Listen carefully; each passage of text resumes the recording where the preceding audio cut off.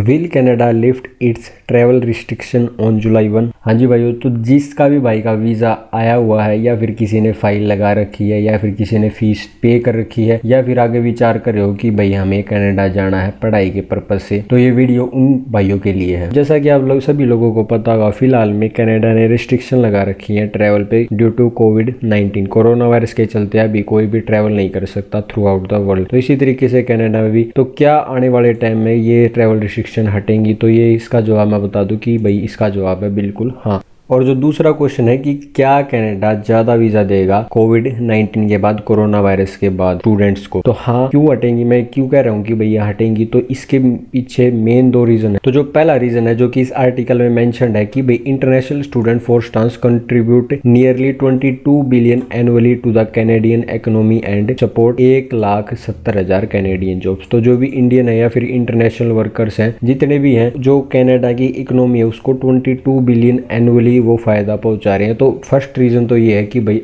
ये जो international travel ban है ये हटेगा। और जो दूसरा जो रीजन है, अभी फिलहाल में कनाडा में कोई भी नए केस नहीं आ रहे हैं, वो वहां पे काबू पा चुके हैं कोरोना वायरस के ऊपर। तो यहाँ पे मेंशन है कि there were 759 new cases of corona virus in Canada on June 1, the lowest since March 29 which had 665 reported case. इसमें अगली लाइन लिख रखी है, if this positive trend continues we could see Canada allow more foreign travellers to enter the country. क्योंकि ये इन्होंने काबू पा लिया है, तो अब ये अलाउ करेंगे स्टूडेंट्स को और भी स्किल्ड वर्कर को, सिर्फ और सिर्फ जिनकी जरूरत है इनको, स्टूडेंट्स की और स्किल्ड वर्कर्स की। फालतू के बंदों को ये अलाउ अभी नहीं करने वाले हैं। और ये अलाउ करेंगे तो इन्हें कुछ सेफ्टी मेजर्स भी लेने पड़ेंगे। तो जो इनके prime minister Justin Trudeau has stated that Canada recognise the hardship that is being caused due to travel restriction preventing family member from crossing the US border into China. तो इन्होंने यहाँ पे क्लियरली मेंशन कर रखा है, here come July 1 Canada में decide it can in fact safely will welcome more travelers from abroad to ensure the health and safety of Canadians. Such individual would surely be subjected to the health screening and mandatory 14-day